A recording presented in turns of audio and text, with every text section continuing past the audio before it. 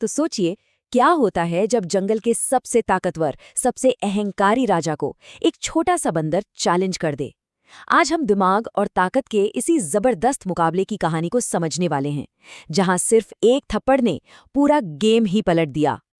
तो देखिए, कहानी के दो मेन प्लेयर्स हैं। एक तरफ है बब्बर सिंह, जिसके पास है बेहिसाब ताकत, उससे भी बड़ा ईगो और 440 वोल्ट का एटीट्यूड। और दूसरी तरफ है हमारा हीरो झिंटिया बंदर, जिसके पास है दिमाग, स्ट्रेटेजी और कह सकते हैं 440 वोल्ट का ब्रेन। ये सिर्फ दो जानवरों की लड़ाई नहीं है, ये है मसल वर्सेस माइंड की टक्कर। तो चलिए शुरू करते हैं पहले हिस्से से, जंगल का किंग और चैलेंजर। मतलब इस पूरे हंगामे से पहले जंगल का माहौल कैसा था, पावर किसके हाथ में थी? बब्बर सिंह का खौफ कुछ ऐसा था कि उसके सामने आते ही सबके सब जानवर एकदम साइलेंट मोड पे चले जाते थे, जैसे किसी ने सबका माइक ही म्यूट कर दिया हो। उसकी दहाड़ से ज्यादा तो उसका घमंड गूंजता था, और यही घमंड आगे चलकर उसकी सबसे बड़ी कमजोरी बनने वाला था। लेकिन हर कहानी की तरह यहाँ भी एक अंडरडॉग था, एक ऐसा खिलाड़ी जिसे सबने हल्के में ले लिया था, झिंटिया बंदर। साइज में छोटा पर दिमाग एकदम अल्ट्रा प्रो मैक्स लेवल का। वो ये बात अच्छी तरह जानता था कि असली लड़ाई ताकत से नहीं, दिमाग से जीती जाती है। अब आता है कहानी का दूसरा और सबसे मजेदार हिस्सा, द अल्टीमेट स्लैप कॉम्पिटिशन। यहीं से कहानी में वो ट्विस्ट आता है जो जंगल के सारे नियम कानून बदल के रख देता है।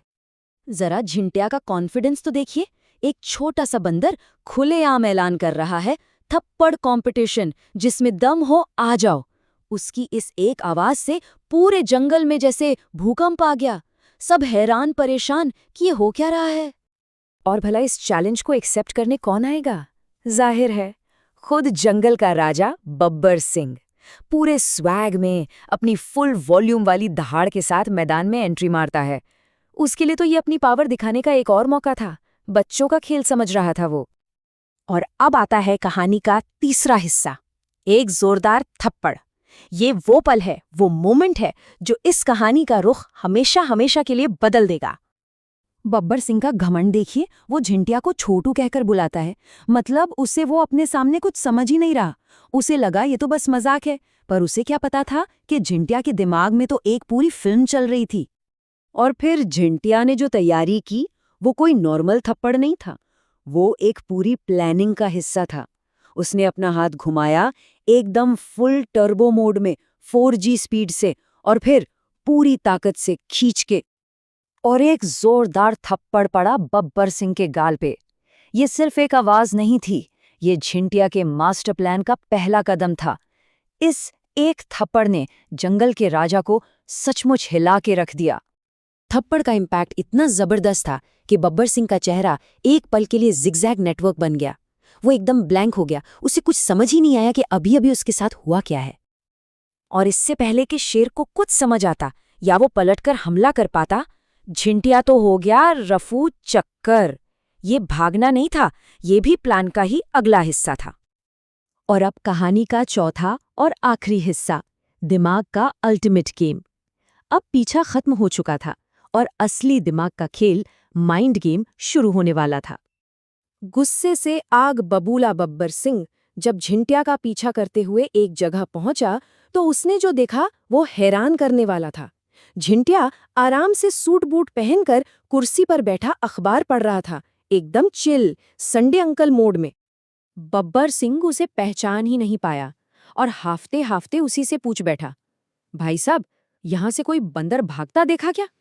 सोचिए जरा, शेर अपने ही दुश्मन से अपने दुश्मन का पता पूछ रहा है। और यहीं झिंटिया ने अपना तुरुप का इक्का फेंका।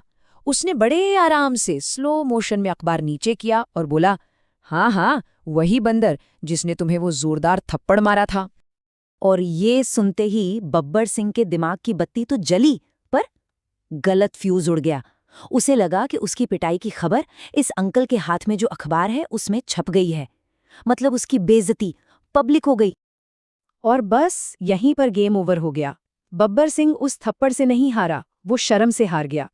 उसे अपनी इज्जत जाने का डर खा गया। शारीरिक चोट से कहीं ज्यादा बड़ी चोट उसके घमंड पर लगी थी। और इसी शर्म के बोझ में वो हमेशा हमेशा के लिए जंगल छोड़कर भाग गया। तो आखिर में इस पूरी कहानी से हमें सीखने को क्या मिलता है? ये सिर्फ एक मजेदार कहानी नहीं है, बल्कि स्ट्रैटेजी और साइकोलॉजी की एक जबरदस्त केस स्टडी है।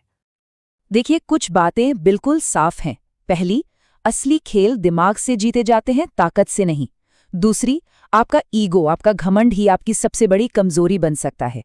तीसरी, अपने दुश्मन को कभी छोटा मत समझो। और सबसे बड़ी सीख, झिंटिया ने साबित कर दिया कि पब्लिक परसेप्शन यानी लोगों की नजरों में आपकी इज्जत एक बहुत बड़ा हथियार है। उसने शेर पर हाथ नहीं उठाया, उसने शेर की इज्जत पर हाथ डाल दिया, और वो ही ज्यादा असरदार साबित हुआ। तो अब सवाल फिर वही है, ताकत या दिमाग? असली किंग कौन है? वो जिसके पास ताकत है, या वो जिसके पास उस ताकत को भी झुकाने वाला दिमाग है? मुझे लगता है इस कहानी के बाद जवाब हम सबको पता है।